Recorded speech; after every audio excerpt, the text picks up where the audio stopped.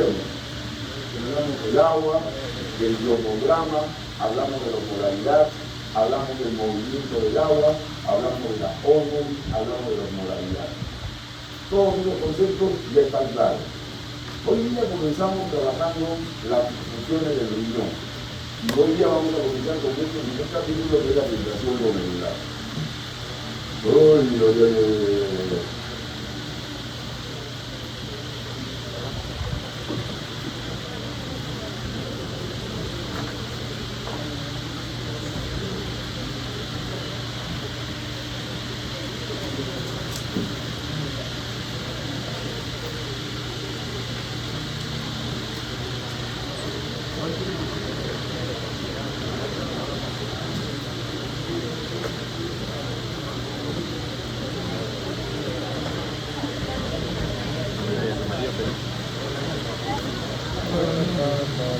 Pero están llegando tarde y están buscando síntomas.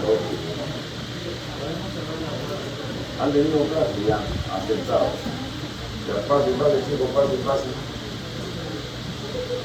No es que me estaban molestando, pero no me debo molestar. Amigo Prada, no te hagas mucho conmigo Prada, por favor. No, yo sé ahora. ¿Te vas a ver amigo? ¿Qué? No, pues que va a estar así echado de la este, pues. Bueno, vamos a ver acá. Amigo Prada, ¿por qué es así? ¿Hay bien? ¿O salve? No, está bien. ¿Quieres salir? No, no quiero salir.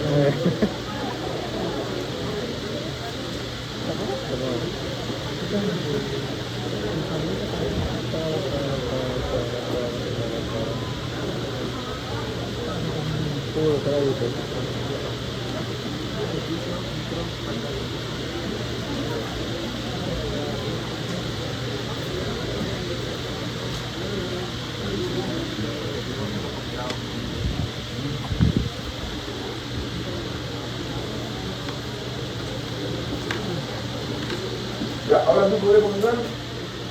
Ya, entonces, vamos a la hora. Entonces, lo primero que voy a explicarles ahora, porque entramos a la fisiología renal, cuáles son las funciones del riñón. La primera función del riñón queda clara a partir de lo que vimos la semana pasada. La semana pasada dijimos la regulación del medio interno. Y el medio interno tiene que ver con la regulación del agua, la regulación de los electrolitos, la regulación del pH, la regulación de la osmolaridad. Todo ello participa el riñón.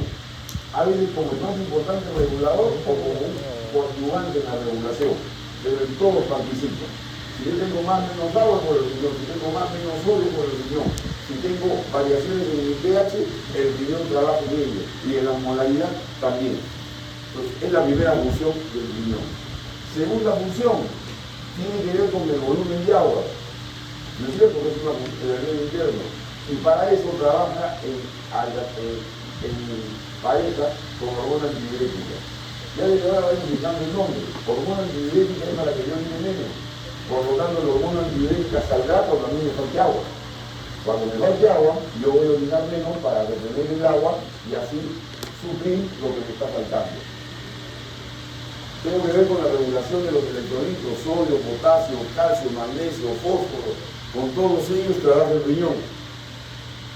La regulación del pH.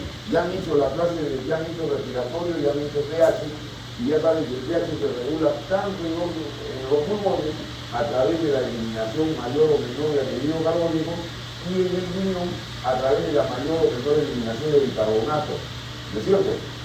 Entonces yo tengo la alteración del pH, pero puede ser originada en el pulmón por mala o exceso de eliminación de CO2 y tengo alcalosis y acidosis respiratoria. O puedo tener una falla en el riñón y puedo tener una acidosis metabólica. ¿No es cierto? Ahí está la función del riñón. Me regula la presión arterial, eso queda claro. De una manera directa e indirecta. ¿Por qué? Porque ya saben ustedes que si yo retengo sodio, retengo agua. ¿No es cierto? Y si retengo sodio, retengo agua, aumenta el volumen. Y si aumenta el volumen plasmático, ¿qué me está aumentando? La presión arterial. ¿Ok? Pero de otro lado, yo voy a tener ahí algunas hormonas. La angiotensina, que ya la conocen, y la prostaglandina. las dos van a intervenir en la regulación de la presión arterial. ¿No es cierto? La angiotensina, ¿qué hace la angiotensina? Vasoconstricción, por eso me aumenta la resistencia periférica y me aumenta la presión. Y la procrastina hacia al revés. La procrastina vasodilatación. Perfecto, qué bien. Una función metabólica. En el riñón se realiza la gluconeogénesis. ¿Qué cosa es la gluconeogénesis? Es el peor de otro organismo, ¿no? Es convertir un kilo de churrasco que cuesta 30 soles en un kilo de azúcar que vale 2,50, ¿no? Convertir las proteínas en carbohidratos, ¿ok? Esa es la gluconeogénesis. Se hace en el riñón. Otra función del riñón, estimula la eritropoiesis. ¿Por qué decimos que estimula la eritropoiesis? Porque arriba hay una hormona que se llama la eritropoietina. La eritropoietina es la única hormona que estimula la producción de glóbulos rojos. Por eso, y aquí ya vamos aprendiendo algo, el que es insuficiente renal, la insuficiencia renal, es aquella persona que tiene un riñón que no cumple con sus funciones. ¿Y cuáles son las características clínicas de la insuficiencia renal? La falta de eritropoietina que determina qué cosa? Anemia. ¿No es cierto? Producto menos glóbulos rojos, el insuficiente renal tiene anemia. El insuficiente renal camina con 7 de hemoglobina, con 6 de hemoglobina, ¿no? Y ahora ya se le puede administrar eritropoietina que está sintetizada por la farmacología. Otra función metabólica del riñón es la activación de la vitamina D.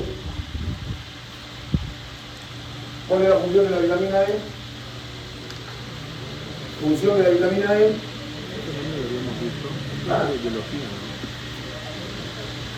Favorece la fijación, la absorción y la fijación del calcio en los huesos. ¿No es cierto? Por lo tanto, ¿qué cosa va a tener el insuficiente renal? Va a tener osteoporosis. Cuando baja mucho el calcio, ¿cómo se llama? Osteopenia. Entonces, el insuficiente renal tiene anemia, osteoporosis, osteopenia, en función de eso. ¿No es cierto? ¿Y cuál es la última función que ponemos? Esta que para todo el mundo es la primera. Eliminación de los productos de desecho, sobre todo los productos nitrogenados. Cuando yo catabolizo los aminoácidos para la gluconeogénesis, yo tengo que desprenderme del amoníaco, ¿no es cierto? El catabolismo del aminoácido hace que se quede el NH3 solo, bailando. Y entonces yo voy a eliminar amoníaco. Cuando ese amoníaco va al hígado, se junta con el CO2 y ¿qué me da formado? La urea, ¿no es cierto? Pero además hay otros, la creatinina. La creatinina es un producto de desecho que viene fundamentalmente de la masa muscular, ¿no? Y lo que dan a los gimnasios no confundan con la creatina. La creatina es un producto que venden en el gimnasio porque se venden en las células musculares y jala agua, ¿ok? Entonces, ¿para qué le dan creatina? Para que aparentemente están musculosos, hagan unos pechazos, brazos. Oye, qué bien te va con los ejercicios, no está lleno de agua por la creatina. Esta es creatinina, diferente. ¿Ok? Creatinina. ¿Por dónde vamos a estar lleno de agua? La creatina, listo, ¿sabes? Y como ven, ¿dónde está aquí la función de la producción de orina? ¿No es función del riñón producción de orina? Casi me caigo. ¿Producción del riñón es función del riñón no es la producción de orina? ¿Por qué no la pongo ahí en formar orina? ¿Por qué? Porque la formación de orina es el mecanismo por el cual yo voy a cumplir con todas las funciones. ¿Ok? Con la formación de orina yo voy a regular el agua, la molalidad, el sodio, el potasio, la presión, todo a través de la formación de orina. Por lo tanto, la formación de orina no es la función, es el proceso, el mecanismo, el instrumento para cumplir con todas esas funciones. ¿Ok? Entonces vamos a ver pues, cómo comienza la formación de orina. Y para eso vamos a revisar histología renal. ¿Ah? Ahí está. Recuerden que el nefrón es la unidad anátomo-funcional del riñón, o sea, este es un riñoncito. Aquí se van a realizar todas las funciones que hemos asignado al riñón. Es la unidad funcional. ¿Cuáles son los elementos del nefrón? Esto es el corpúsculo, túbulo contorneado proximal, rama descendente de Henle, rama ascendente de Henle, túbulo contorneado distal. Y ahí acaba el nefrón. ¿Qué le falta ahí para seguir? ¿No? ¿Qué sigue de ahí? El túbulo colector. Pero el túbulo colector no es parte del nefrón. El túbulo colector es el que va a recibir la orina formada por diferentes nefrones. Por lo tanto, el nefrón es hasta el túbulo contorneado distal. ¿Ok? Bienvenido, doctor Luis Vicente Rubino. Adelante, adelante.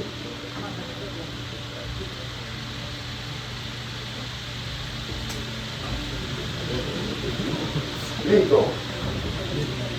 Seguimos. En la anatomía del riñón hay que dejar dicho que se consume el 5% de la energía total del cuerpo. No consume mucha energía, 5% nada más. Sin embargo, de este poco, el 95% está dedicado al transporte de sodio. Si el transporte de sodio se hace con energía, ¿qué tipo de transporte tiene? ¿Activo, pasivo o facilitado? Activo. ¿Ah? Porque ya tenemos otro concepto claro. Con el transporte del sodio del riñón es transporte activo. Y recibe 25% de gasto cardíaco. 25%. ¿Qué completamos aquí? Que 25% se va a la circulación esplánica, 15% va al cerebro y 25% va al riñón. O sea, al riñón entra un montón de sangre, pero le doy poca energía. Y la poca energía que le doy es sobre todo para transporte de sodio. ¿Ok? Ahí está el riñoncito, anatomía, todo lo que está externo es la corteza, ya queda claro. Y estas son las columnas, las pirámides. ¿Con qué nombre conocen las pirámides? ¿La pirámide de quién? La pirámide de Marfil. Y entre la pirámide de Marfil queda parte de la corteza que se mete. ¿Cómo se llaman esas columnas? Columnas de Bertini. Y toda esa orina que viene, ¿cuántas pirámides son? ¿Cuántas pirámides son? Varía, pueden ser entre 9 u 11. ¿Ok? Pero trabajemos con 9. Cada 3 pirámides. Cada pirámide acaba ¿qué? En un cáliz menor. Y la unión de 3 cálices menores me dan un cáliz mayor. Y la unión de los 3 cálices mayores, ¿qué me da?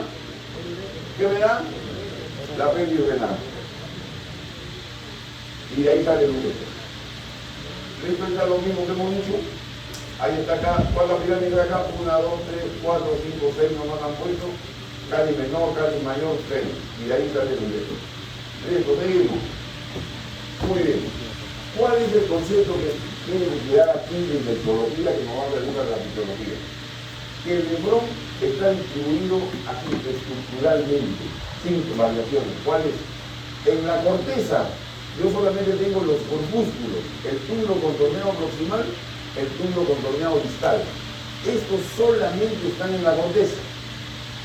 Por lo tanto, ¿qué hay en la médula? En la médula está el asa de Henle, completita. Y obviamente el colector que recibe, que cruza desde la corteza, recibiendo los nefrones, hasta la papila. ¿Cuál es la papila? La punta de la pirámide, ¿no es cierto? La papila es la... regreso. Aquí. Esta papila, es la papila donde termina la pirámide, esta es la que va a desembocar en un cáliz menor. Y ahí terminan los túbulos colectores. Entonces, cuando yo veo la papila, voy a ver un montón de huequitos. Cada huequito es un túbulo colector. Y como veo huequitos, ¿cómo le llamo? El área piriforme, está dividida, piriforme, puro hueco, son los colectores. ¿Estamos? Entonces, ahí estamos. Entonces, esa es la distribución del riñón. Esto es importantísimo, porque de aquí en adelante, o en la próxima clase, vamos a hablar de la médula, y cada vez que hablemos de la médula en su cabeza, asa de Henle, colector, asa de Henle, colector, y nada más. Ahí está. En la médula, y en la corteza nada más que están los corpúsculos y los túbulos contorneados. Y en la médula están los asa de Henle y túbulo colector que termina acá. ¿Ok? Muy bien. Y aquí van a ver ustedes una definición que la veremos en la próxima clase. Aquellos glomérulos, aquellos nefrones cuyos glomérulos están bien pegaditos a la médula, le llamamos nefrones yuxtamedulares.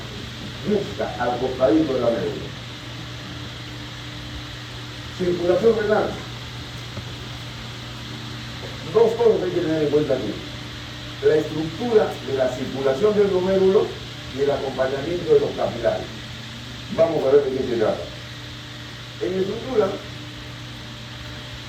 no me grabó, pues, ahí está el glomérulo, un contornado proximal, y allí va a ver la arteria. Voy a verlo después acá.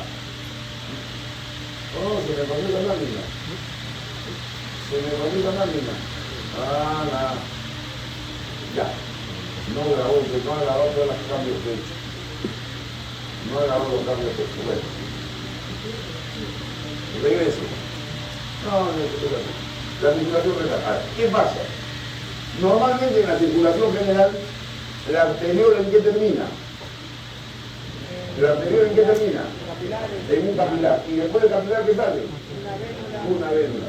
El capilar, la arteriol que entra al capilar, tiene un músculo que se contrae, ¿no es cierto? Que es el que va a la resistencia. Y de ahí le pasa un capilar y de ahí viene la vénula.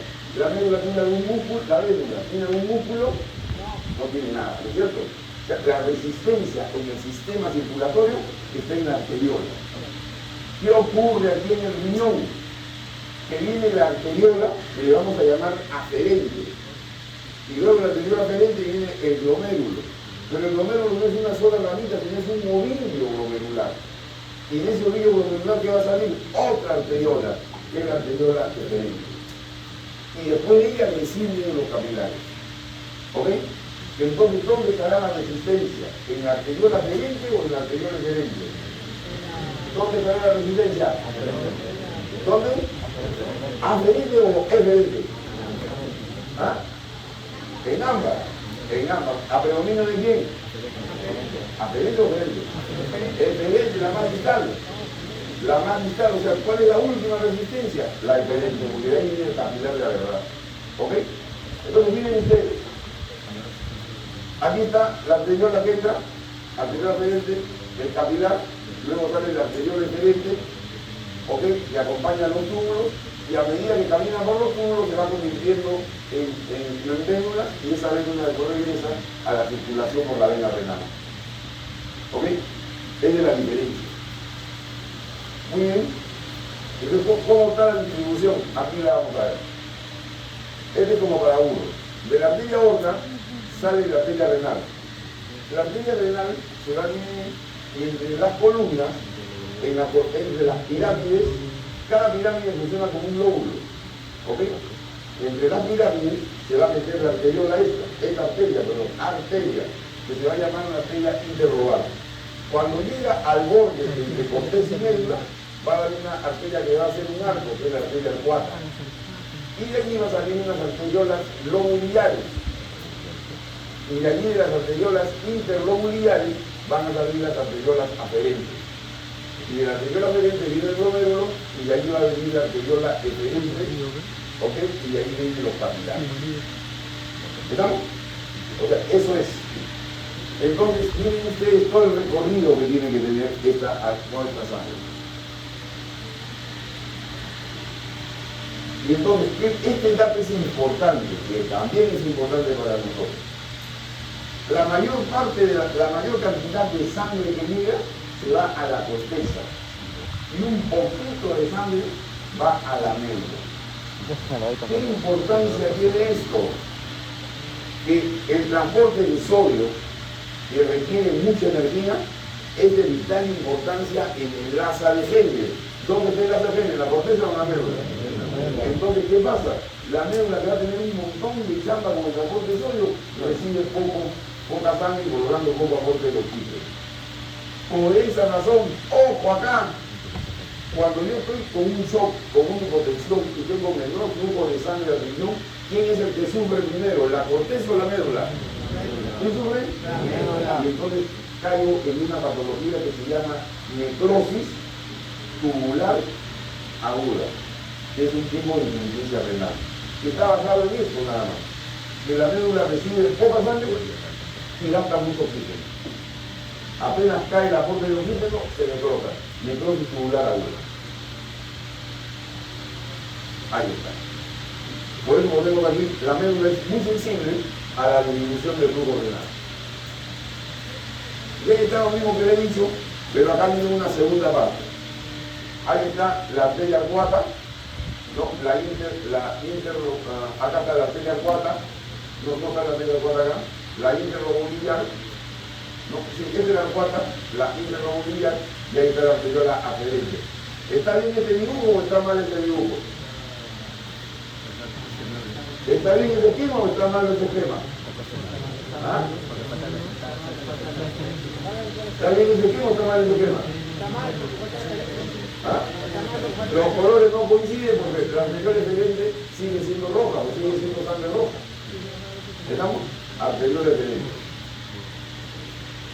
Entonces ya vimos cómo estamos, vamos al corpúsculo renal. El corpúsculo renal. ¿Qué viene a ser el corpúsculo renal? La suma de dos cosas, del glomérulo y de la cápsula de Bowman. Usualmente vamos a hablar glomérulo, pero ya saben que todo es el paquete del corpúsculo. El glomérulo más la cápsula de Bowman. Entonces miren ustedes, la cápsula de Bowman pues engloba al glomérulo. ¿Ok? Y aquí vamos a ver que va a tener dos paredes esa cápsula de Bowman como la van a ver. Ahí está lo mismo. Arteriola aferente, glomérulo, arteriola aferente, la cápsula de Bowman. La filtración glomerular es el paso de lo que vamos a llamar ultrafiltrado del glomérulo a la cápsula de Bowman. Va a ser la orina primigenia, la orina primitiva, la primera orina, la que a través de su paso por el túbulo se va a ir modificando. Va saliendo el agua, va saliendo el potasio, va saliendo el sodio, ahí van habiendo los intercambios. Pero la primera orinita que le llamamos ultrafiltrado glomerular es el paso aquí, de parte del plasma hacia la cápsula de Bowman. Y ahí está el dibujito como para que entiendan todos, la arteriola aferente, los glomérulos, y de ahí sale la arteriola aferente. ¿Ok? Y aquí está el túbulo contorneado. ¿Qué ven aquí en esta parte? Aquí que ven. ¿Qué sería esto? Túbulo contorneado. ¿Y qué le ven a la semillita de ese túbulo contorneado proximal? ¿Ah? ¿Qué cosa?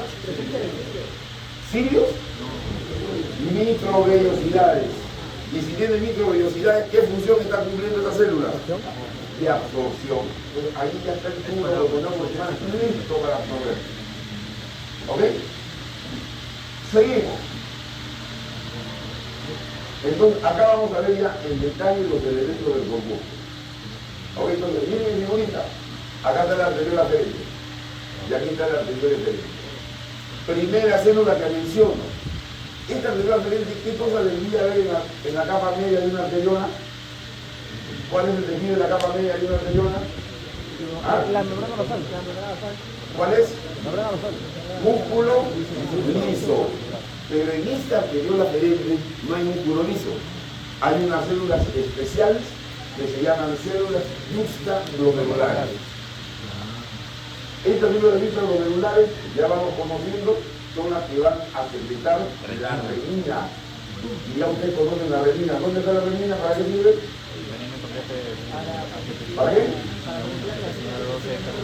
Para el sistema renina angiotensina, que va a convertir en el angiotensina 1 en angiotensina 1. ¿No es cierto? Que aquí sale de acá, en la célula juxtaglomerular. Ahora bien, miren ustedes la otra célula. Esta es la segunda célula que les menciono, acá. Todas las células de aquí que son de colores lila, no tienen colores. Está sosteniendo los capilares. Todo esto sostiene los capilares. Ahí está, estos son los capilares. Y todas estas células son las que sostienen los capilares. Como el meso del intestino, ¿se acuerdan del mesenterio? ¿Se acuerdan del mesocolo? No, que era, el meso era una lámina que cogía todo el intestino. Esta es una lámina que coge todo el capilar. Se llaman células mesangiales. Las células mesangiales que son el soporte de los capilares. ¿Ok? Van dos células. La tercera es la propia célula del capilar. ¿Cuál es la célula de los capilares? No escucho. Células endoteliales. Tercera célula. Listo. Ahora miren, esta es la cápsula de Bowman. Entonces, en esta cápsula de Bowman, esta célula de aquí se llaman las células parietales de la cápsula de Bowman, porque están en la pared de la cápsula de Bowman. Pero se meten y rodean los capilares. Estos serían las células viscerales de la cápsula de Bowman. Pero eso que ahí mencionamos como células viscerales de la cápsula de Bowman, le cambiamos de nombre. Y de aquí en adelante le vamos a llamar podocitos. ¿Ok? Podocitos. Ahí está. Y entonces ahí están todos los que hemos mencionado. Células endoteliales, células de la cápsula de Bowman, podocitos, células mesangiales, células extraglomerulares. Debajo de todo el epitelio, ¿qué cosa existe? Debajo de todo el epitelio, ¿qué cosa hay? Membrana basal. Entonces, debajo de ese epitelio, este endotelio, está la membrana basal. Y el micocáliz está encima. Sigamos. Ahí está. Anterior adherente, anterior adherente, células mesangiales.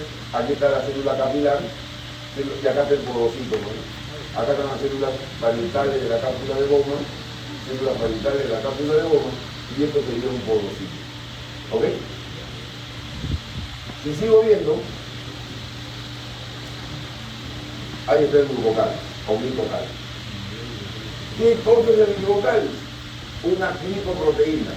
Esta es la célula endotelial, ahí está la célula endotelial. Y encima de la célula endotelial, mirando la célula capilar, o sea, están mirando la sangre, ¿ok? Mirando la sangre, se encuentran estas proteínas, que le llaman glucocáliz, que son dos tipos de proteínas. Glucosaminoglicanos y proteína. ¿Qué características tienen esto? Que tienen carga negativa. Carga eléctrica negativa. Y negativo con negativo se juntan o se repelen. Entonces las proteínas tienen carga negativa. Entonces esta es la primera barrera para que las proteínas no se metan. ¿Ok? Negativo, y también evitan que las células se adhieran al capilar. Los linfocitos, los leucocitos, los neutrófilos y todos ellos que buscan que adherirse, no pueden adherirse porque este glicocáliz constituido por las glucosaminoglicanos y glicoproteínas se lo impide. Evita la adhesión celular de plaquetas y leucocitos. Repele las proteínas aniónicas, albúminas. ¿Ok? Función del glicocáliz. Entonces, esto es lo que hemos visto, ¿no es cierto? Este túbulo coronado proximal que se origina después de la cápsula de Bowman. Ahí están, al ver la microvellosidad, ya saben que es túbulo coronado proximal, capa parietal de la cápsula de Bowman, y aquí está todo el mensaje de los capilares. Si esto yo lo veo al microscopio, ¿qué voy a ver? Miren ustedes, esta es la célula endotelial, ahí está. ¿Ok? Acá está la luz capilar, por aquí va la sangre. Y los podocitos se llaman podocitos porque es un pulpo que tiene varios pies. Y entonces esto vienen a ser los pies del podocito. ¿Ok? Y detrás de cada epitelio, ¿qué cosa hay? Membrana basal. Entonces aquí está el endotelio, la membrana basal y los podocitos. Entonces cuando ven esta figura, todo eso lo que quiere representar son los podocitos. ¿Estamos? Pero ¿qué aprendo de acá? Que el endotelio deja huecos, no están cerraditos que están, sino entre célula y célula dejan un hueco, un poro. ¿Cuánto mide ese poro? Ese poro mide de 70 a 100 nanómetros. Ya saben que un nanómetro es 10 amperes. De 70 a 100 nanómetros. Eso es lo que mide un poro. ¿Y cuánto mide un glóbulo rojo? 7 micras. O sea, mide 7000 nanómetros. Por lo tanto, un glóbulo rojo nunca va a cruzar este endotelio. ¿No es cierto? Se va a quedar siempre circulando. Encima que por mi tamaño no puedo pasar, la glicoproteína se necesita que me dieran. O sea, como dirían en mi barrio, pasa nomás, pasa nomás, que tú no te quieras cagar. ¿Ok? Y te puedes adherir y te puedes meter. Pues esa es la importancia de conocer esto de la célula endotelial. Única capa de los capilares, sostenido por la membrana basal, las penetras que siguen entre ellos y finca las células de la sangre, ¿no? Las células de la sangre no pasan. El mismo dibujo, ahí está el capilar, acá está el endotelio con todas sus fenestraciones, esto que está en línea más oscura es la membrana basal y ahí están los podocitos que se ponen sobre la membrana basal. Los pedicelos, los pies del podocito. ¿Ok? Y miren ustedes, me adelanto, miren que la membrana basal deja aquí un hueco que se va a poner en contacto, la membrana a la célula endotelial directamente con la célula mesangial. Vamos a ver para qué sirve ese hueco después. Y ahí está lo mismo. El glicocálix, las penetraciones del endotelio, célula endotelial, la membrana basal, ahí vienen los podocitos. Y miren ustedes, entre podocito y podocito, aquí existe una hendidura, que está ahí como una rayita. Esa hendidura va a funcionar como una compuerta en base a dos proteínas. Una proteína que se llama, la nefrina se llama la proteína. Esa nefrina va a cerrar esa puerta, y esa nefrina va a abrir esa puerta. De tal manera que yo me puedo pasar por esta penetración, puedo pasarme por la membrana nasal, pero finalmente me cierra esta hendidura, la nefrina, y no puedo pasar para adelante. Eso es lo que se llama la hendidura de filtración, y que su tamaño es 40, puede tener hasta 40 nanómetros. Pero si se juntan, la nefrina cierra esa hendidura y el tamaño es menor. Por eso, la célula endotelial, acá está la célula endotelial, ya está listo. Esta es la hendidura y el espacio que queda entre los pies se llama espacio subpodocitario, sub, debajo del podocito. Acá está lo mismo, ahí están los podocitos, ahí está la hendidura, esta es la hendidura, acá está la célula endotelial, la penetración, la membrana nasal, ya saben que los poros tienen 70 nanómetros y que esta hendidura tiene un tamaño de 2 a 40 nanómetros. O sea que las células chiquititas podrían pasar por ahí, hasta 40 nanómetros. Miren, membrana basal. Concepto que debemos tener presente. La membrana basal tiene tres ramas, tres láminas, rara, densa y rara. La membrana rara también es eléctricamente negativa. ¿Ok? Eléctricamente negativa. Por lo tanto, va a impedir el paso de quién. ¿Va a impedir el paso de quién? De las proteínas que suelen tener la carga negativa. Este ha sido el concepto clásico y que hasta ahora se mantiene. ¿Quién es la responsable de que no se filtren las proteínas, que las proteínas no formen parte del ultracentrado molecular? Es la membrana basal. También ha participado el glicocálix, pero la membrana basal sigue siendo la más importante. ¿Ok? Listo. La lámina densa entra por tamaño y la lámina rara son las que tienen la barrera aniónica.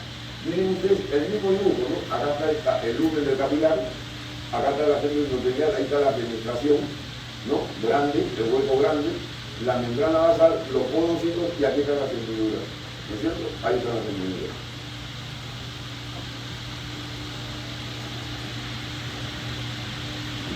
La membrana basal entonces tiene la lámina rara externa, la lámina densa, la rama interna, y le dice de la lámina anterior que miren este hueco de acá.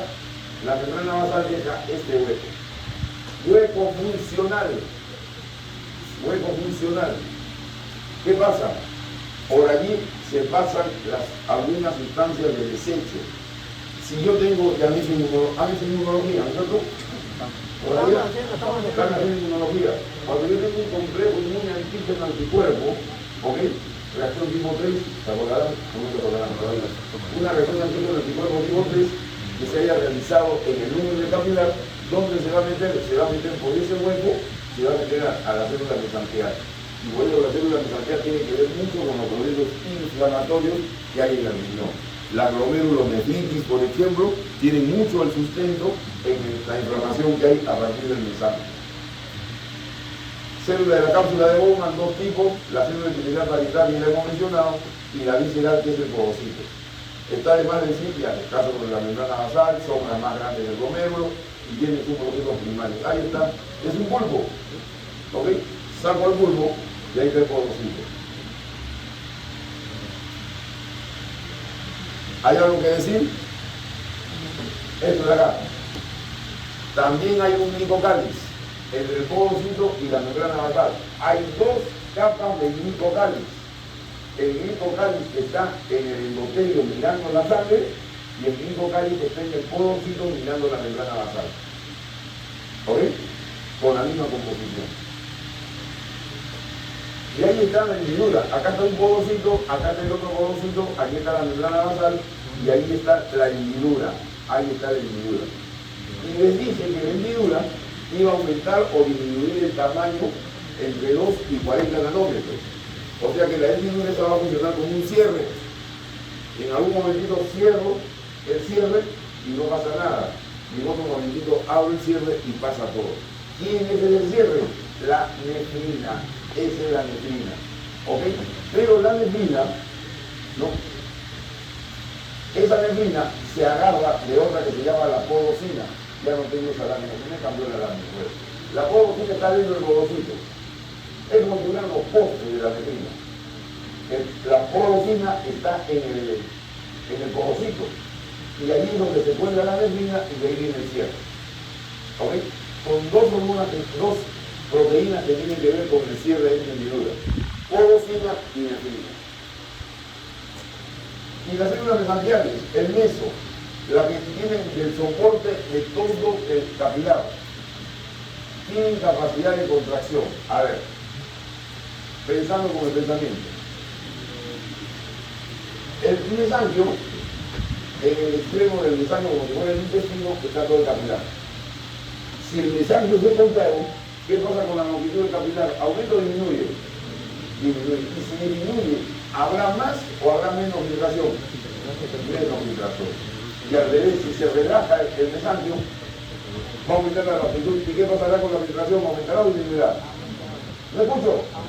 Aumenta. Entonces, por eso es que decimos aquí, capacidad de contracción, que tiran los bordes del capilar y controlan el flujo sanguíneo a través de los nervios. Y con eso van a regular la filtración. Producen citoquinas, prostaglandinas, endocrinas. ¿Esto en qué interviene? ¿En qué intervienen las citoquinas y las prostaglandinas? ¿En qué intervienen? ¿En qué proceso? Proceso inflamatorio, ¿no es cierto? Inflamatorio. Por eso le decía que el mesangio tiene que ver con la inflamación. ¿Ok? Y tercero, tienen actividad fagocítica. Se comen los complejos de oxígeno a tu cuerpo. Ya paso, ya, demasiado. La última célula que menciono, célula extraglomerular. ¿Dónde estaba la célula extraglomerular? No escucho, ¿dónde estaba? En la arteriola. ¿Qué secretaba? Renina. ¿Qué secretaba? Renina. No solamente renina, también secreta eritropoyetina. La eritropoyetina que hablábamos que secretan los riñones sale de la célula extraglomerular. Acá.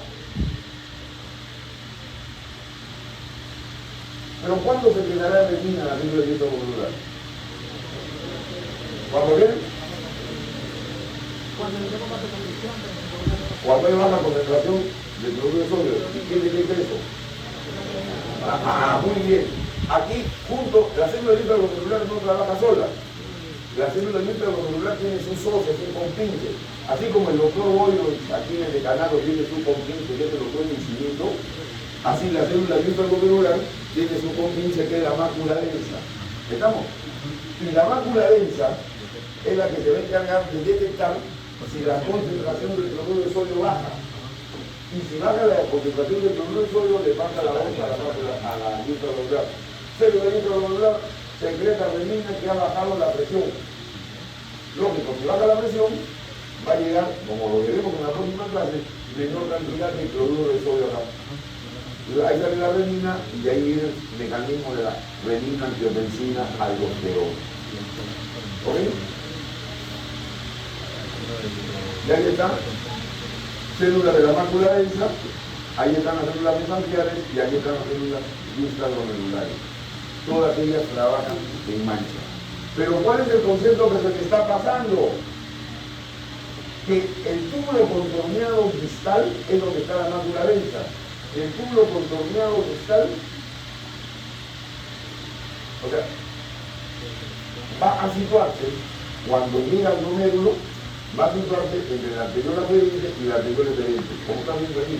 Entre las dos arteriolas, allí se sitúa el túbulo contorneado distal. Y entonces allí es donde está la mácula densa. O sea, la mácula densa está en el túbulo contorneado distal cuando éste está en contacto con el glomérulo, o con el corpúsculo, si quiero ser más específico.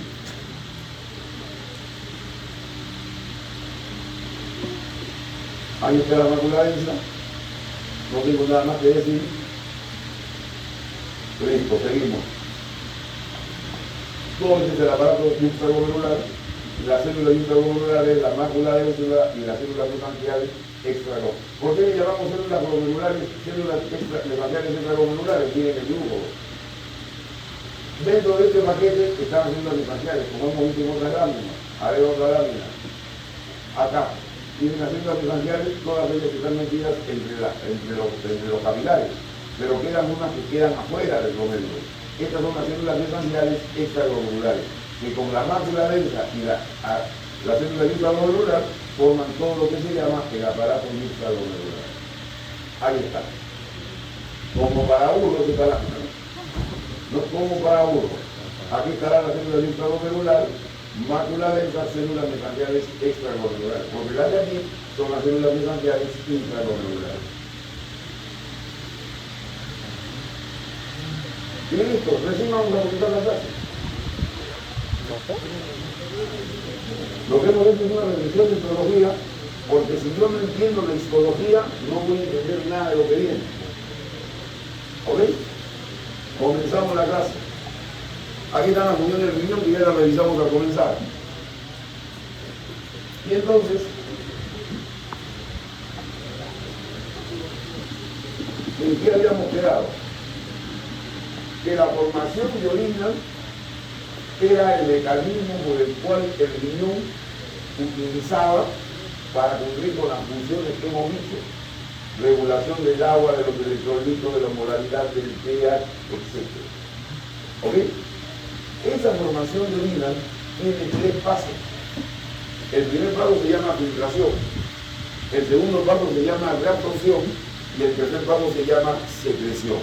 Entonces, para entendernos, para los que no conocen nada de esto, aquí está.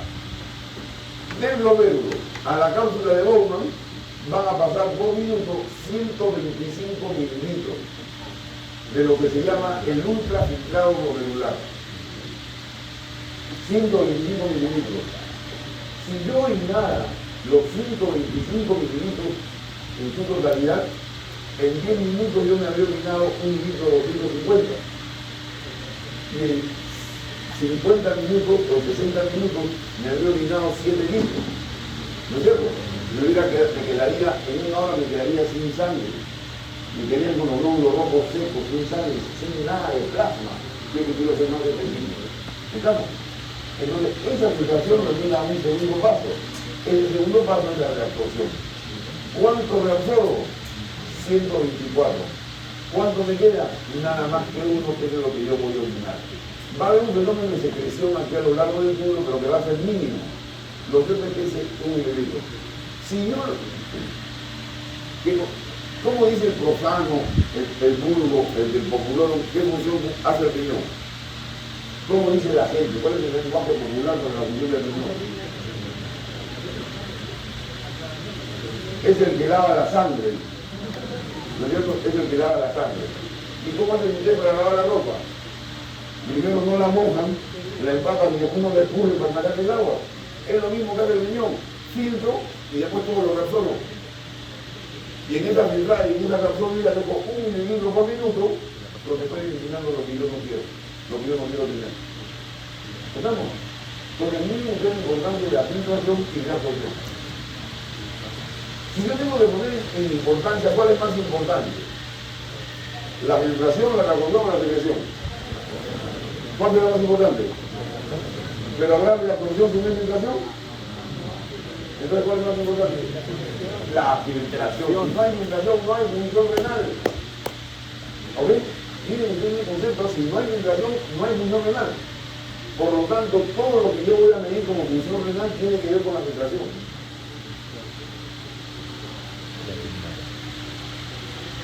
Y miren este otro concepto. ¿Cuánto de plasma, este es flujo plasmático renal? ¿Cuánto de plasma llegó al riñón en 1 minuto? 125. De ahí saqué 125 para el ultrafiltrado. De ahí me acordé 124 y me queda 1 solo. Lo mismo, como para uno, ¿no? Acá está la filtración, pasa por el túbulo, todo se reabsorbe en el túbulo, hay un poquito de secreción en el túbulo y de ahí yo termino eliminando mi orina. Y entonces vamos a ver qué es la filtración. Listo, recién estamos comenzando. Entonces, pregúntele a la tarde, 1 hora, tenemos hasta las 2:30 de clase por lo menos, ¿no? No hay almuerzo de hora. Al final de la clase te me contestas 5 preguntas y quiero almorzar. ¿Qué es la filtración glomerular? Es la filtración del plasma. Hemos visto que pasan el 125 de plasma y pasan a la cápsula de goma 125. Eso que pasa a la cápsula de goma se llama ultrafiltrado glomerular. Ultrafiltrado glomerular. Esto, ultrafiltrado inicial. Sin filtración no hay función renal. Eso es lo que tiene claro, por favor. Sin filtración no hay función renal. Y acá viene un resumen a medida de algoritmo. Es el primer paso para la formación de orina. Se realiza en el glomérulo capilar glomerular y la intervención de la membrana basal y la cápsula. La membrana basal es la responsable, la responsable de la filtración. ¿En qué sentido? La membrana basal es decir, tú pasas, tú no pasas. Y finalmente tú dices que no pasa. El único que no pasa son las proteínas. Cuando yo digo la membrana basal es la principal responsable de no dejar pasar la proteína, estoy diciendo de otra manera, la membrana basal es la responsable de la buena filtración. ¿Ustedes orinan proteína? ¿Quién orina proteína? Y si yo orino proteína, ¿qué van a decir? ¿Quién está fallando? La membrana basal. ¿Y cuál es la característica de una orina con proteína? Es una orina espumosa. La albúmina humana es de la misma estructura que la ovoalbúmina. ¿Dónde está la ovoalbúmina? ¿Ah? En la clara de huevo. ¿Y quién prepara merengue? ¿Ah? ¿Quién bate la clara de huevo que sale? ¿No sale la semilla para el merengue? ¿Ok? Eso mismo, cuando yo orino albúmina, ¿qué se va a formar en la taza, en el recipiente? Se va a formar una espuma grande, como si estuviera batiendo clara de huevo. ¿Quién es el que va a eliminar orina? Espumosa. Aquel que tenga mala membrana basal. ¿Ok? Y ese es el que van a decir un síndrome nefrótico, digamos. ¿Por qué síndrome nefrótico? Porque está perdiendo albúmina por la orina. ¿Y por qué pierde albúmina por la orina? Porque está filtrando albúmina. ¿Y por qué filtra albúmina? Porque está mal en la membrana basal. Listo, ya la hicieron, ya. Ya la hicieron. Listo. Esta filtrado glomerular no contiene proteína plasmática. ¿Qué es lo único que tiene? Agua y cristaloides. ¿Cuáles son los cristaloides? Todos los electrolitos. La glucosa, la urea, la creatinina. Todo, menos proteína. Y, por lo tanto, la concentración de todo lo que pasa allí es igual a la concentración del plasma. ¿Cuánto tengo de sodio en el plasma? 140 miligramos por litro. ¿Cuánto de sodio tendré en el ultrafiltrado glomerular cuando tenga la cápsula de goma? Igualito, 140 miligramos por litro. ¿Cuánto tengo de proteínas en el plasma? ¿Cuánto tengo de proteínas en el plasma? De 6 a 7 gramos por ciento. ¿Ok? ¿Cuánto tendré proteínas en el ultrafiltrado glomerular? 0. Muy bien, eso son mis alumnos. Todo este filtrado se va a realizar por diferencia de presión. Y son dos las presiones que intervienen y que las expliqué la semana pasada. Hidrostática y osmótica. Este es para diferenciar conceptos. Cuando yo hablo de difusión, ¿ok? Es que van a pasar los solutos de mayor presión de mayor concentración a menor concentración. La difusión es el paso a través de una membrana de mayor concentración a menor concentración. La ósmosis es el paso del solvente del agua de menor concentración a mayor concentración. ¿No es cierto? Y la filtración es pasan los dos, soluto y solvente, pero por diferencia de presión. La difusión es por diferencia de concentración. La ósmosis es por diferencia de concentración y de molaridad como consecuencia. Y la filtración es por diferencia de presión en ambos compartimentos alrededor de la membrana. ¿Ok? Entonces lo que aquí vamos a ver, este proceso de filtración es esto, que va a haber una diferencia de presión que va a hacer que pase el agua y todos los cristaloides. ¿Qué se filtra? Plasma sin proteínas. Es el concepto, plasma sin proteínas. ¿Cómo se llama eso? Ultrafiltrado glomerular. ¿Y por qué no pasan las proteínas? Va a depender de dos cosas. del tamaño Y de la carga. y de la carga eléctrica. Ya está, qué bien. Listo, sigo. Así me da gusto.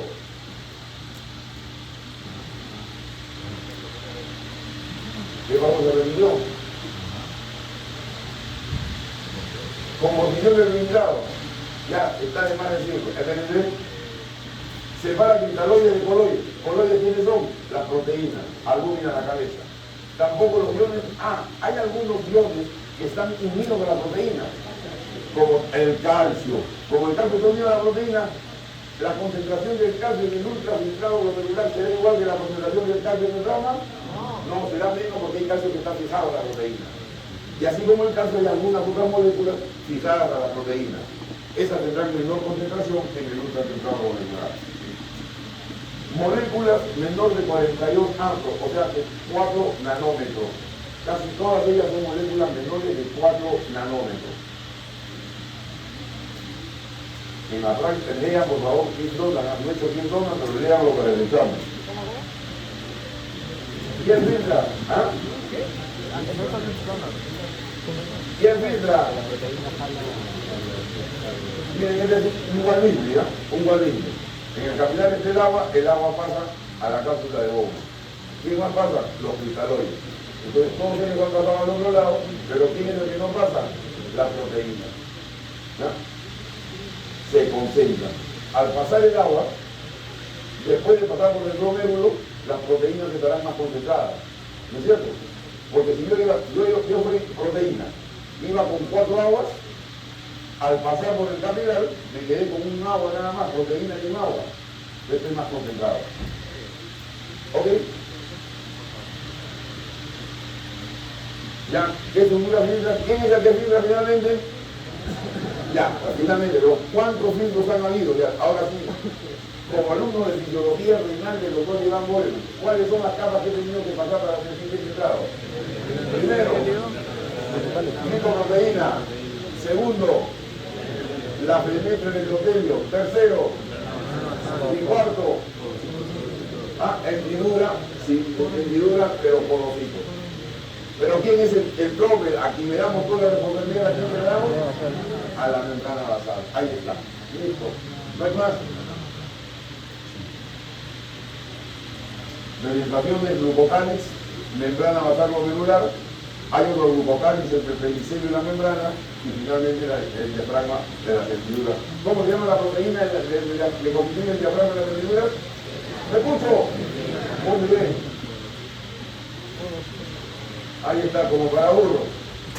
Como para burro. ¿Ok? Hay que explicar esa lámina y yo la paso más. No escucho, ¿la paso o la explico? La paso. Y ahí está, como resumen. Glucocálix, la penetración del endotelio, la albúmina puede pasar, ¿no? Está grandecita, pero la membrana basal es la que va a evitar la carga negativa, luego viene el glucocálix y finalmente viene la hendiduras con la porosina y la nefrina. ¿Ok? Pero de aquí en adelante, cuando a mí me pregunten así le pregunten cuando lleguen el próximo año a clínica, pregunta, ¿quién es el que se encarga de la ventilación? ¿Ustedes qué van a contestar? La membrana basal. Pero ¿qué le van a decir para que ellos sepan que ustedes saben más? ¿Qué le va a decir? ¿Qué le agregarían? La porosina. Pero también hay que tener presente la importancia de la nefrina y de la porosina en el endotelio. Cuando ustedes eso le digan así con nosotros, ¿cuándo saben que alumno? ¿Y ustedes qué le van a decir? Mi profesor fue hoy, nada más. ¿Ah? ¿Sí o no, chicos? Por supuesto, gracias. Listo, ya. Seguimos. ¿Cuánto se filtra? 125 mililitros por minuto. Muy bien. Pero aquí hay más conceptos. Vamos a ver. Volumen de filtrado. 6.000 centímetros cúbicos por minuto. Depende de la presión de filtración. Este volumen de filtrado depende de la presión de filtración y de una constante. ¿Ok? ¿Cuánto es 125 centímetros cúbicos por minuto? ¿Y qué cosa es fracción de filtración? 20%.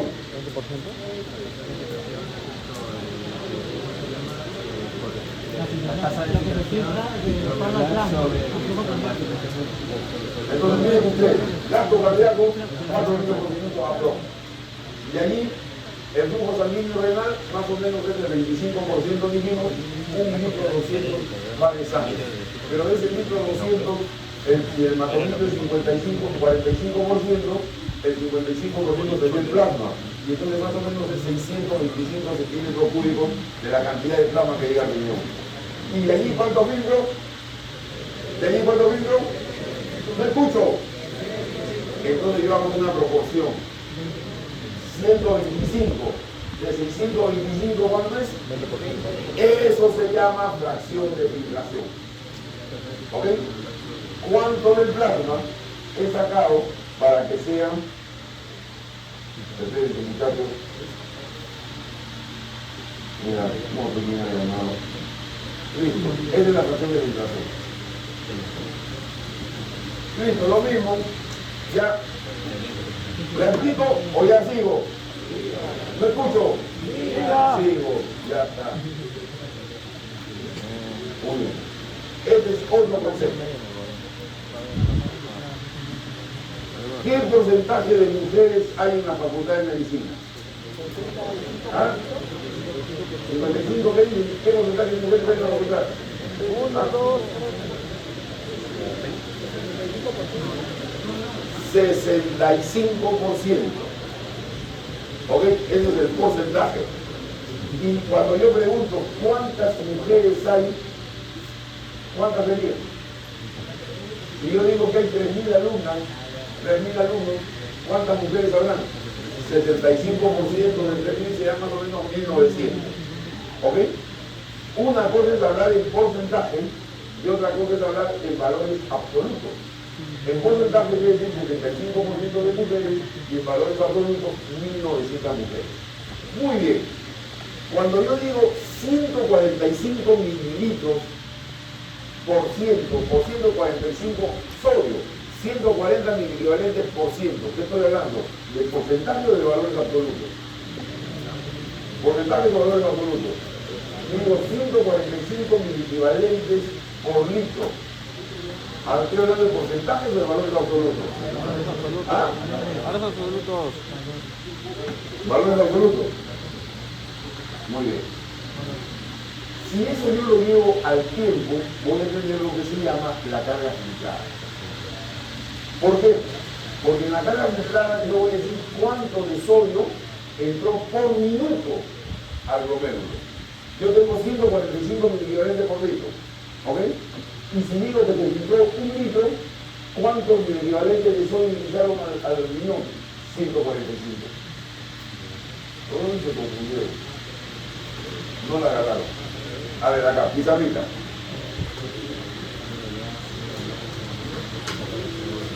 Pizarrita. Si yo digo que en el riñón hay 140 miliequivalentes por litro, ¿esto qué cosa es? Este es un valor porcentaje, es un valor relativo. Porque yo estoy poniendo la cantidad sobre los litros. ¿Ok? Pero si yo digo que se filtró al riñón 1,5 litros, ¿cuánto de sodio entró? 140 por 1.5, porque sería 140 en 1 litro. Yo les litro y medio, ¿cuánto va a ser eso? 210 miliequivalentes. ¿Sobre qué? ¿Sobre qué? No escucho. ¿Sobre qué? ¿Sobre litro o sobre minuto? No escucho, ¿sobre litro o sobre minuto?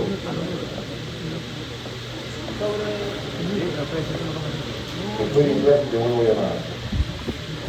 ¿Ok? ¿Cuánto es? Por minuto. ¿Ok? ¿Cuánto entró de sodio por minuto? 210. En este ejemplo que estoy dando. Entonces la carga filtrada cambio lo que es por litro, lo cambio por minuto. Entonces, por lo tanto, ¿eso es consecuencia de qué? Consecuencia de multiplicar la concentración plasmática por el volumen de filtrado.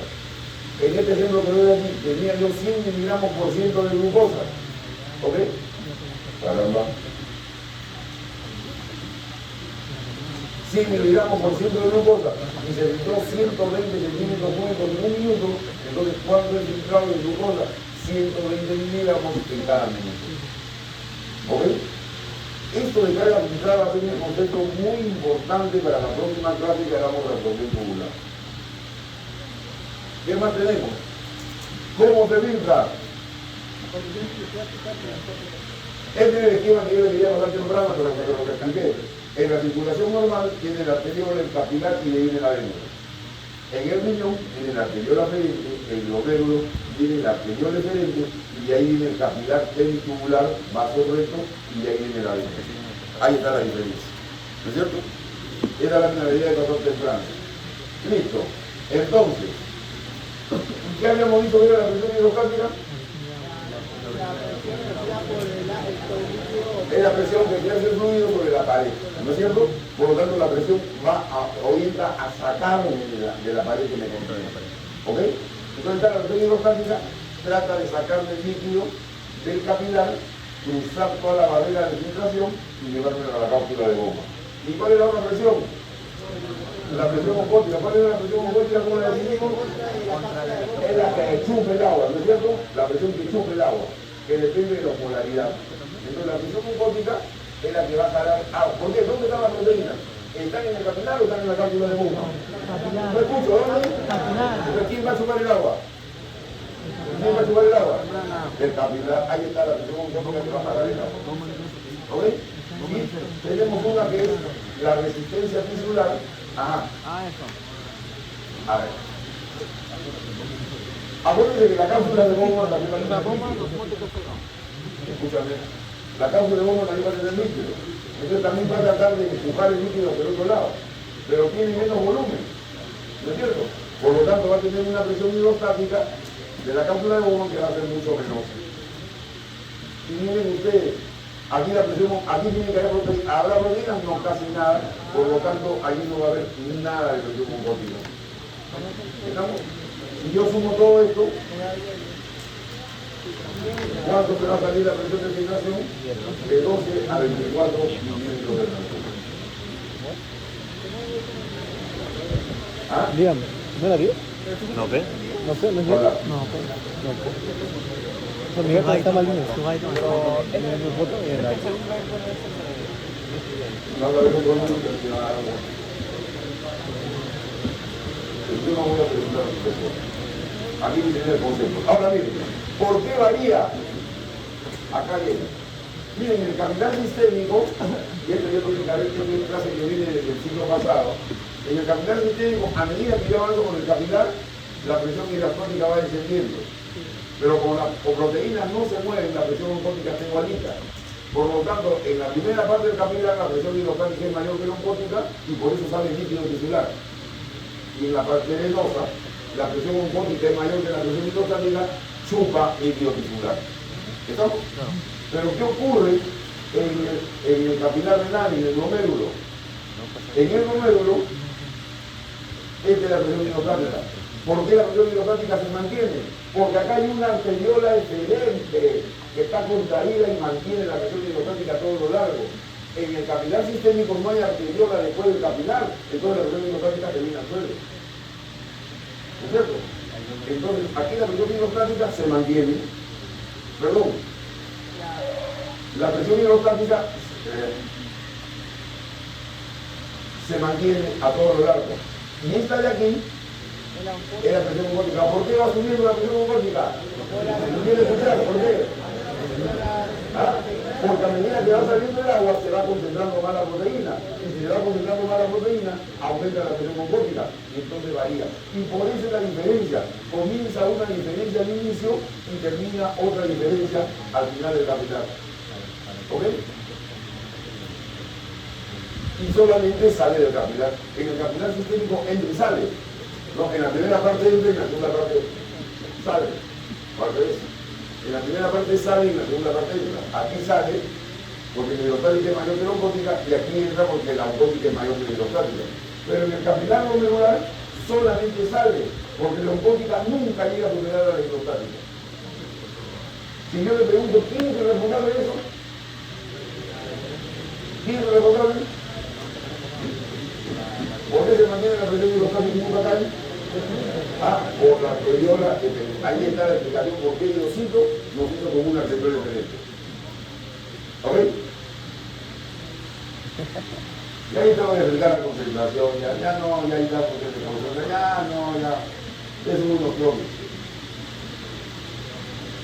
Ya no explico más, ya, acá sí explico.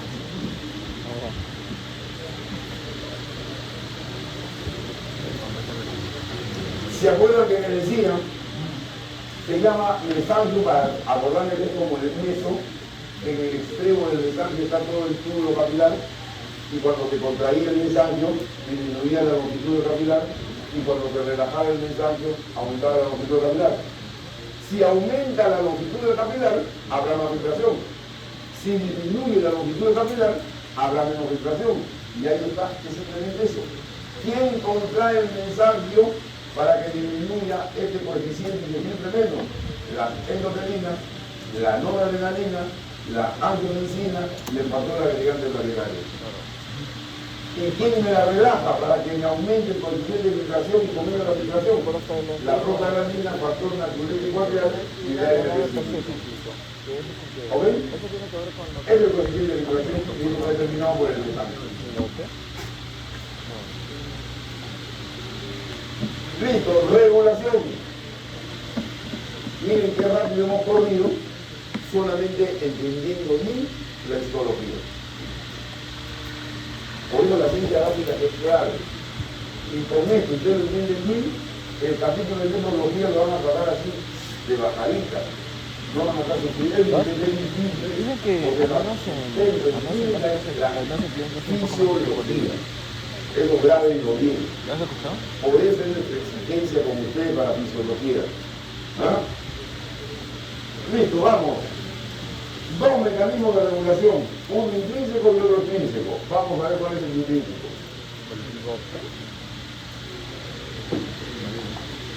Mira, te veo mencionado. A ver. Yo a veces en la mañana me levanto y como soy hipertenso me pongo la presión en la mañana, cuando me levanto y también en la noche antes de acostarme para ver si tengo alguna variación. Y a veces me rayo y la llamo a la enfermera y digo, oye, tómame la presión porque me he hecho dar cólera el doctor y le ataque, nada más un colerón, el doctor le ataque, entonces ven para que me tomen la presión. ¿Está bien? ¿Ya cólera le ataque? ¿Ah? Oye, usted dice ya cólera, pero se ríe. Un poquito. Bueno, entonces la presión me sube a 120, a veces me tengo 140, a veces me acuesto en la noche con 160 y fluctúa. ¿De quién depende la presión hidrostática glomerular?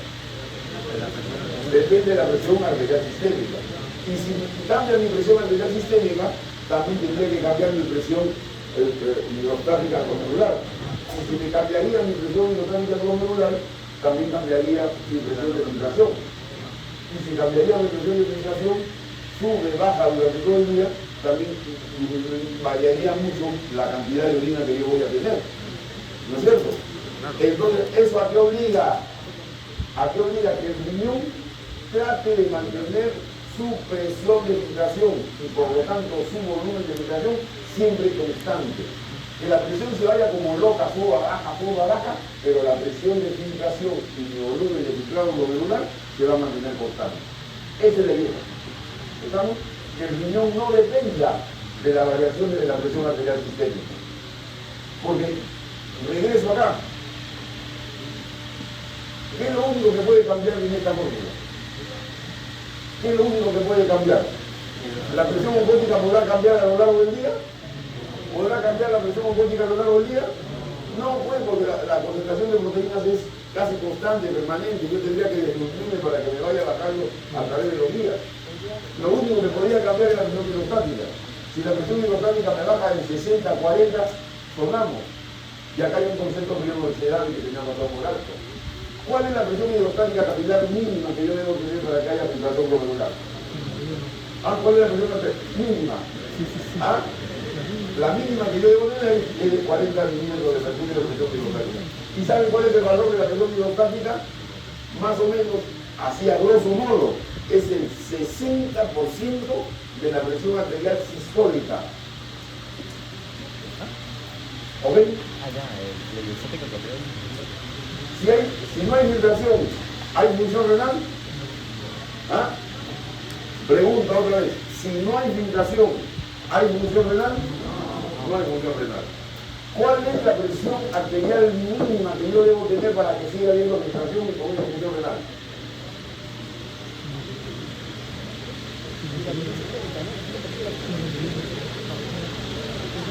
¿Ah? ¿Cuánto mides? O sea, para que haya filtración glomerular, ¿cuánto tiene que haber de presión hidrostática? 40. Y 40 sería el 60% de cuánto? De 70. 70. Por lo tanto, una presión arterial sistólica menor de 70 ya mi riñón comenzó a entrar en problemas. Por eso cuando estén ustedes en el hospital y tomen la presión del paciente y dice tengo 70, oye, ese paciente está chocado, pasa el agua, sube la presión, si no se le va a malograr el riñón. ¿Y cómo se le va a malograr? ¿Qué cosa va a tener? ¿Cómo se llama lo que va a tener cuando no le diga tanto el riñón? ¿Cómo se llama? Necrosis subclavícula. ¿Ok?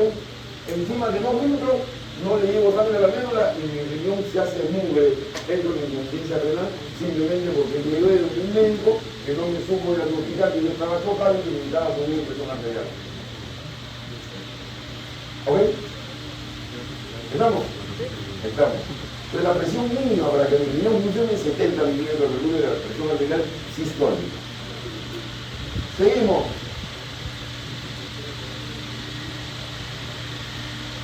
Entonces vamos a la regulación.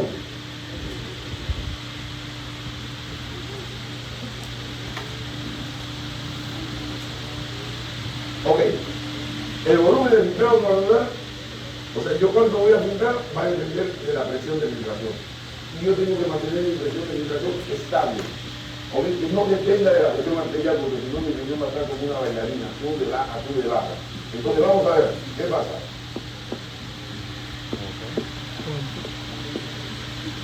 Voy a avanzar acá.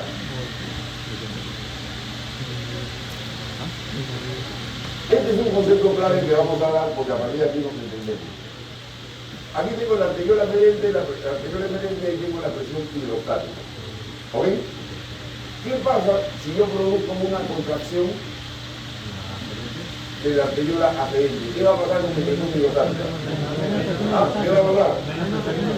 Va a bajar mi presión hidrostática. A mí va a llegar menos sangre y por lo tanto va a haber menos presión hidrostática. ¿Perfecto? ¿Qué va a pasar? Y por lo tanto, si hay menos presión hidrostática, va a haber menos filtrado glomerular. ¿Cierto? ¿Qué va a pasar? Cuando más bien hay una contracción de la arteriol aferente. Aumenta la presión acuática. ¿Va a aumentar qué cosa?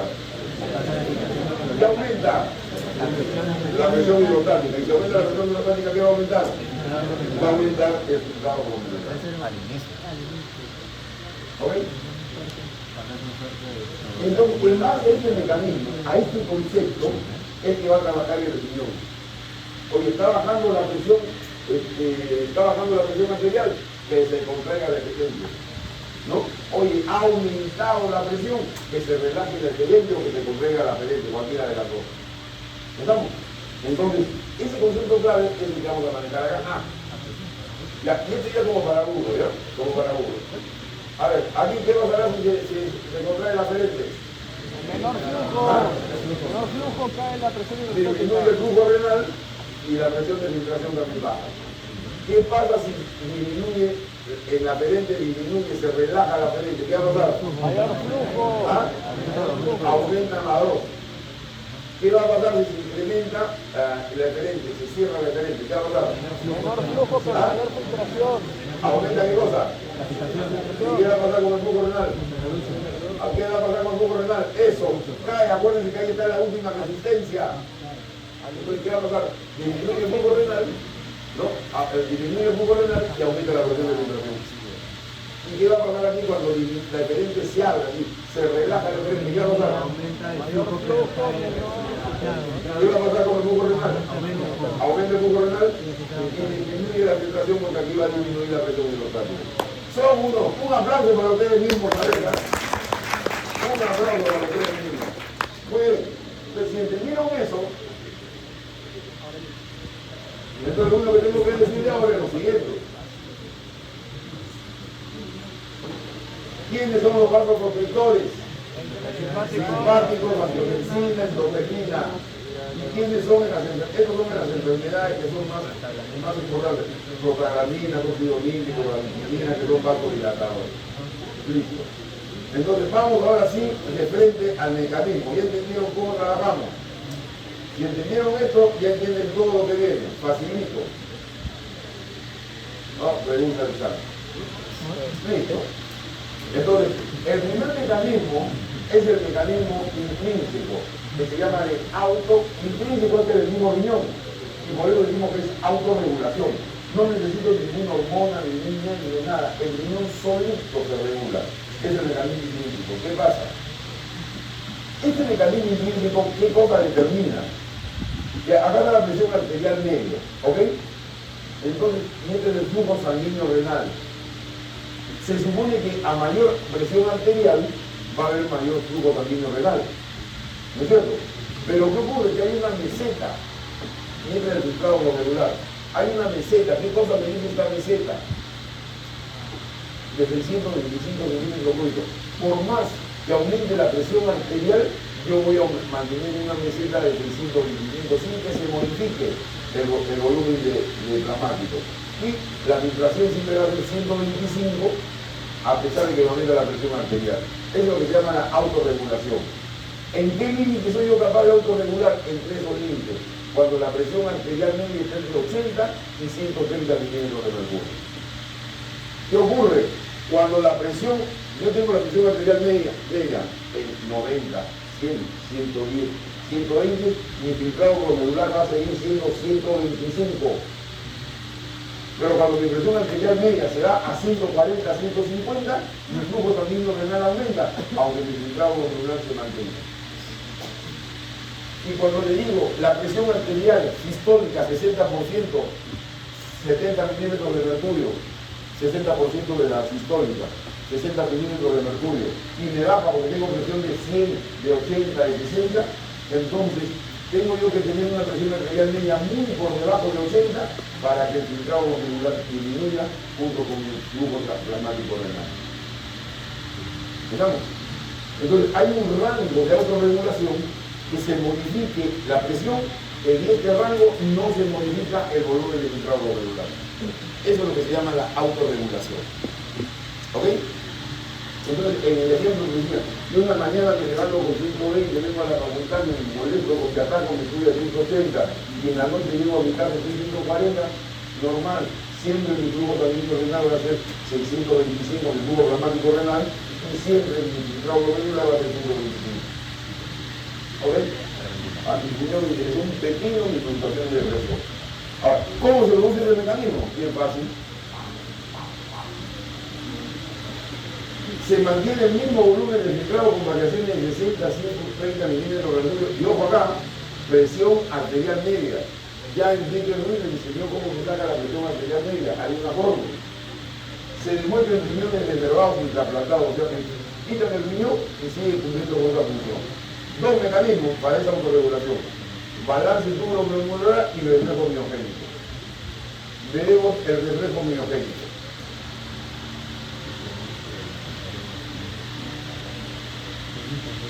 Entonces, acá tenemos el reflejo miogénico. Al aumentar el flujo sanguíneo renal, aumenta la presión hidrostática. Normal, ¿no es cierto? Al aumentar la presión hidrostática, la pared de la arteriola se distiende porque tiene mayor presión. ¿No es cierto?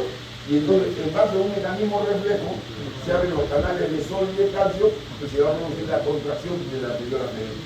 O sea que se cierra la arteriola media. Y si tienes que cambiar la con la presión hidrostática, baja. El volumen de filtrado que baja. Entonces ahí me estoy autorregulando. Consecuencia de ello, disminuye el flujo sanguíneo renal y entonces este aumento queda compensado. ¿Ok? ¿Ha intervenido algún nervio? No. ¿Alguna hormona? No. Mecanismo intrínseco.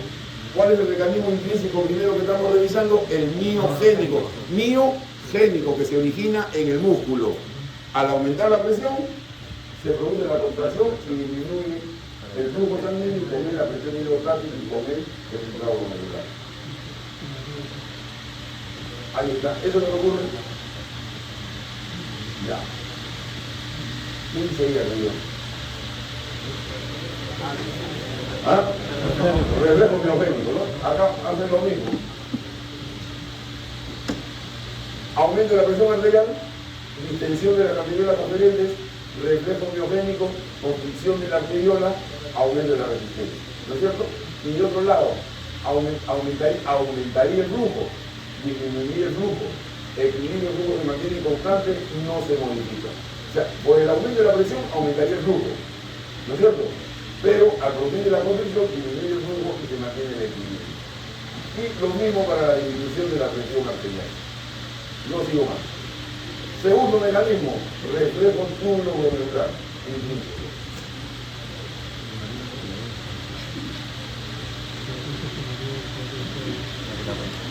Van a haber dos reflejos que causan confusión en el alumno. El reflejo túbulo glomerular y el reflejo glomerulotubular. ¿Ok? Túbulo glomerular y glomerulotubular. ¿Aquí a quién nos referimos? Aquí nos referimos al túbulo glomerular. ¿Ok? ¿Cuál es el túbulo glomerular?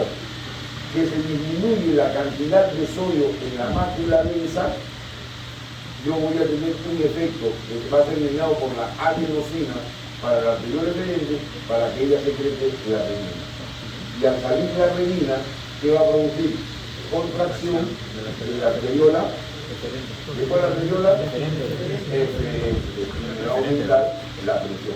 ¿Cuándo sale el cloruro de sodio? Porque tiene mecanismos compensadores. Cuando, a ver, miren la secuencia, me bajó la presión arterial, ¿ok? Si me baja la presión arterial, ¿qué es lo que debería haber ocurrido con el filtrado glomerular? Debe haber bajado, ¿no es cierto?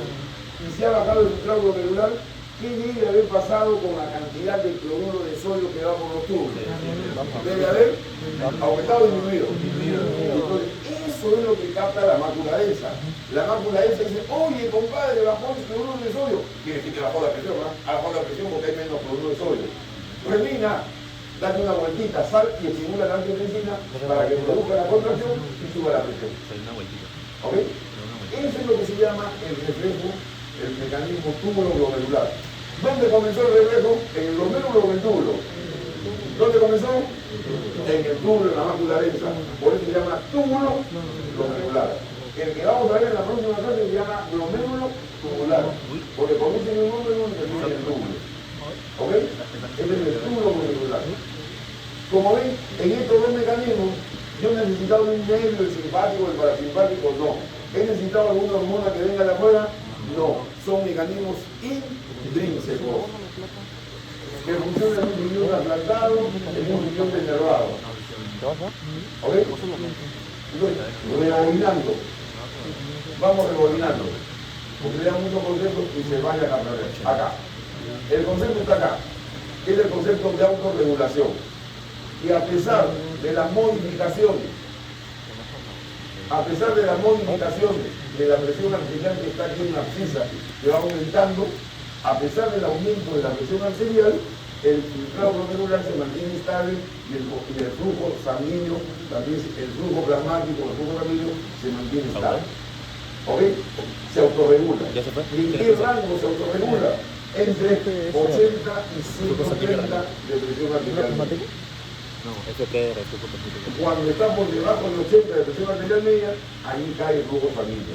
Y con eso cae el volumen de filtración. ¿Ok? Pues para mantener el volumen de filtración permanente, sin modificación, yo recurro a ese mecanismo intrínseco. El mecanismo miogénico y al túbulo glomerular. ¿Ok? Listo. Y terminamos la clase.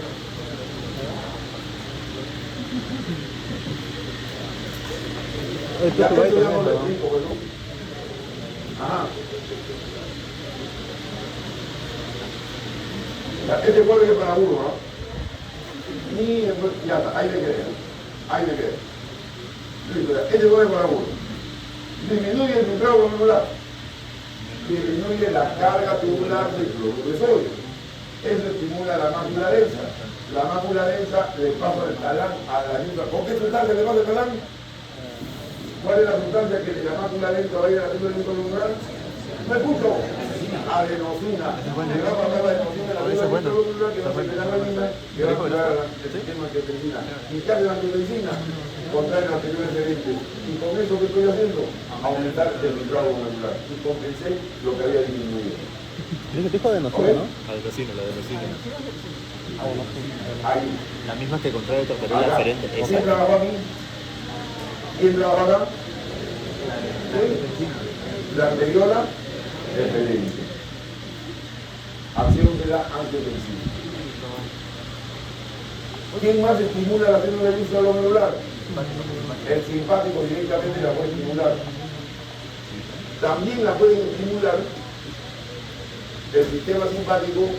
Cuando me baja la presión, ¿quién va a captar de la bajada de presión? Los vasoreceptores.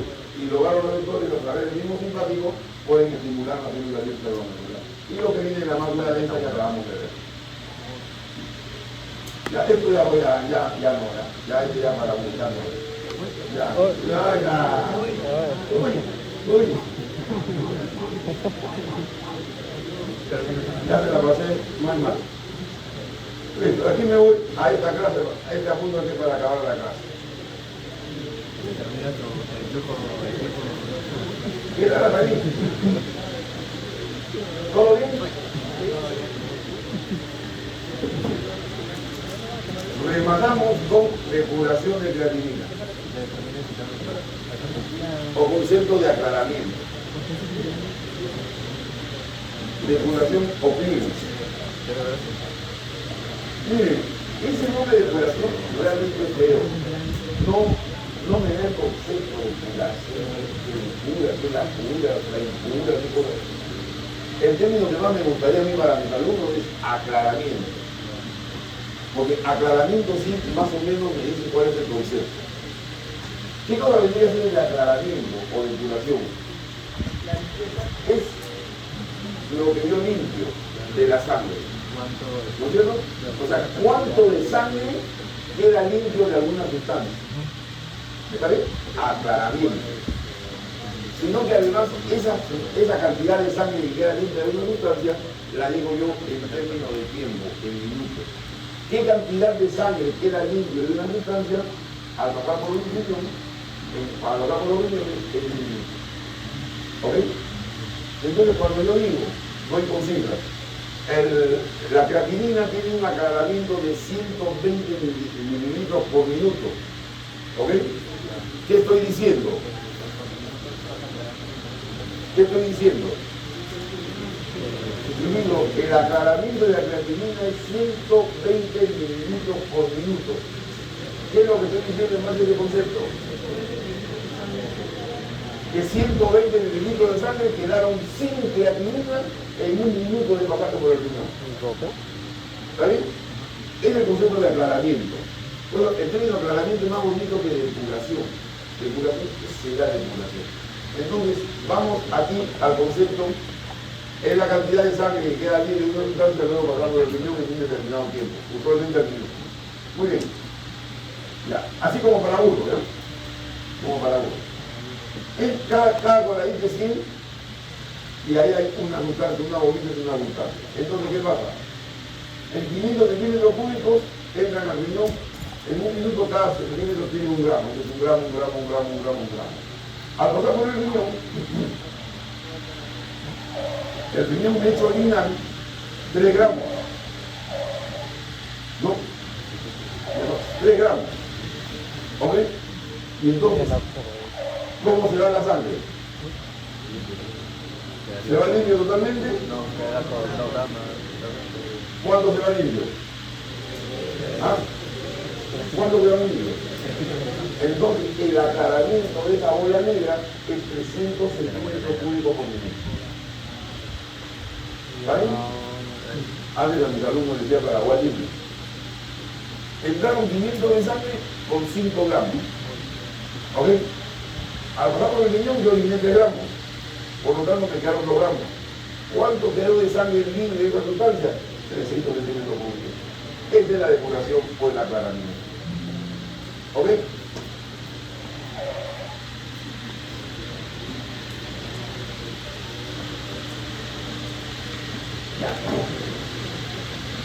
Si tienen entonces de fotos ahí adelante,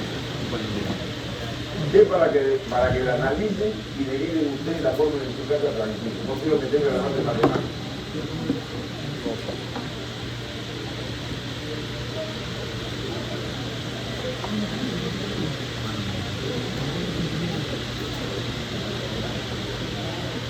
A ver, miren. ¿Se acuerdan que dice aquí carga filtrada? ¿Ah? Lo que se filtró. ¿No? ¿Se acuerdan que acá puse lo que se filtró en un minuto? El volumen del filtrado glomerular por la concentración en sangre. Esa es la cantidad que entraba el riñón. ¿No es cierto? Esa es la carga filtrada en miligramos por minuto. Y eso debe ser igual a la cantidad que yo oriné. ¿No es cierto? Y entonces la carga filtrada por cosa es volumen filtrado por concentración plasmática. Y la carga que yo oriné es el volumen de orina por la concentración de orina. ¿Ok? Si yo quiero saber cuándo se filtró, hago el despeje de esa fórmula.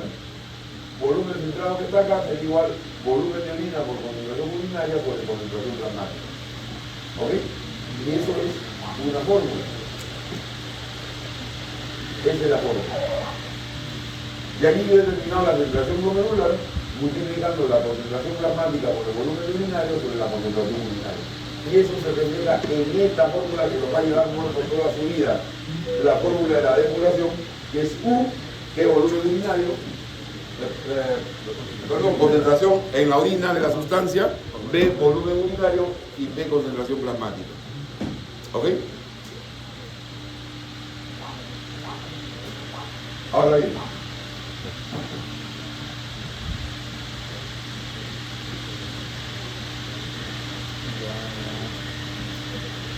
si yo solamente me filtro, vamos a suponer 1010.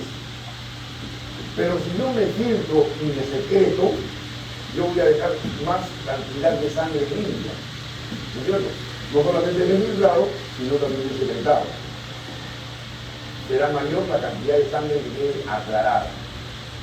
Y si me filtro y me reabsorbo, habrá mayor cantidad de aclaramiento o menor cantidad de aclaramiento. Pensando.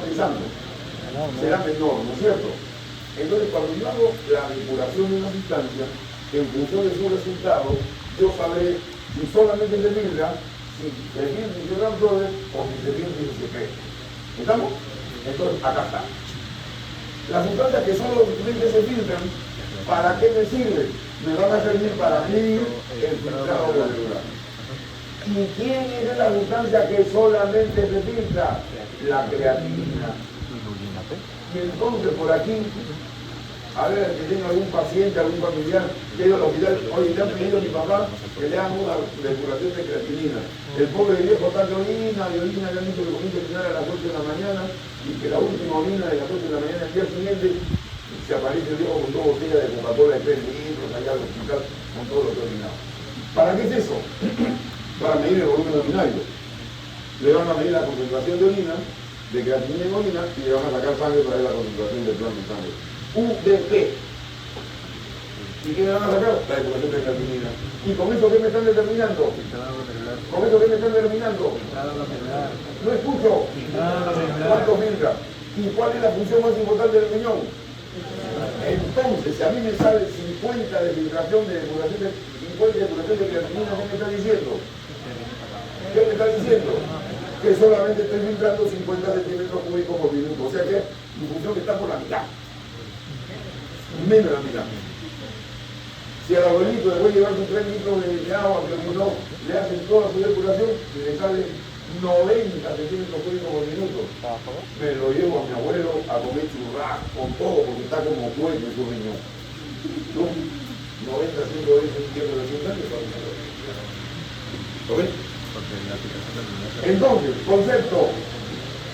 la creatinina está acá.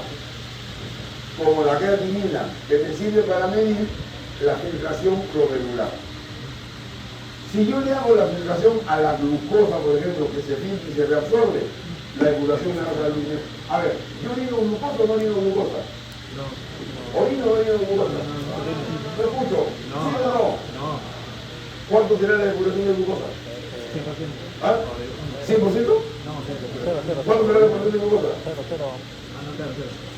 0. Si no orino glucosa, la sangre que entró al riñón y que sale del riñón, ¿tendrá la misma concentración o cambiará? Pensando con el pensamiento, yo no orino glucosa porque la reabsorbo solito. Entonces la glucosa, la sangre que entra, ¿tendrá la misma cantidad que la sangre que sale de glucosa? Sí. Entonces, ¿cuánto será el aclaramiento? ¿Cuánto será el aclaramiento? 0, pues 0. Y para que los que les gusta la matemática, si aplico la fórmula, ¿cuánto es el U? ¿Cuánto es el U en la glucosa? 0. ¿Cuánto sale la depuración si es de 0? 0. ¿Vale? Es 0. Glucosa en tu orina, ¿cómo se dice? ¿Ok? Cuando tiene glucosa ¿Se en tu entiende? orina. ¿Se entiende? La depuración es el aclaramiento. Si yo filtro nada más con una sustancia, ese aclaramiento es de lo que se filtra, me da el volumen de filtrado. Si es una sustancia que se filtra y se reabsorbe, no va a ser menor el aclaramiento. Y si se filtra o se secreta, si se filtra y se secreta, ¿cómo será el aclaramiento? ¿Mayor o menor que la filtración glomerular? ¿Lo escucho? Mayor. Ahí está. Acá. Se filtra y se secreta como el paramilibúrico. El filtrado a lo que se secreta y ese me va a servir para medir el flujo plasmático. ¿Ok? Cuando yo hago el aclaramiento del paramilibúrico, el resultado es el flujo plasmático. Cuando hago el aclaramiento de la creatinina, el resultado es la filtración glomerular. Y cuando hago de esta sustancia como la glucosa o la urea, técnicamente no me sirve para nada. ¿Ok? Lo único que sé es que el valor va a ser menor de 120. ¿Estamos? Esto lo van a, miren, ahorita, ¿cuántos conceptos le he dado de la clínica les van a ser aplicados? La filtración glomerular, la presión sistólica, la relación con la presión hidrostática, esto de aquí de la depuración que es de todos los días. Como a todos los pacientes no le podemos estar pidiendo que haga la depuración, hoy orina 24 horas, saca de sangre, mide la concentración de orina, existen fórmulas empíricas que dicen con la edad, el peso y la creatinina del plasma, más o menos hacen un aproximado de depuración. Y porque, pues, por eso no llevó páramo, por eso no llevó páramo, ahí está. Ah, la inulina funciona como la creatinina. Pero ¿por qué me piden depuración de creatinina? Porque no me tienen que inyectar nada, la creatinina es algo que yo produzco. Si me tienen que hacer depuración de inulina, tienen que inyectar la inulina. Ya yo tengo que ejemplo a los Waltins, ya como para uno, ya los pasos de más. Ya me entendieron. Ya me entendieron.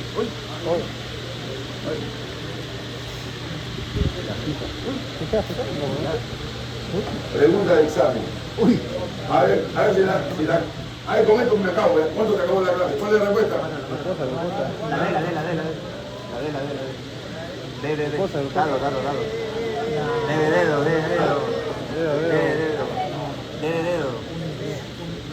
Es glucosa, aclaramiento, 0. Se tiraron a la piscina. ¿Cuál es la respuesta? ¿Ah? Bueno, ¿ustedes creen que el organismo va a ser tan complicado de eliminar aminoácidos? Va a ser tan complicado de eliminar aminoácidos. Todos ellos se reabsorben al 100%, nada de palemolina, la depuración de todos ellos es 0. Respuesta letra. Buenas noches, profesor, hasta la próxima clase.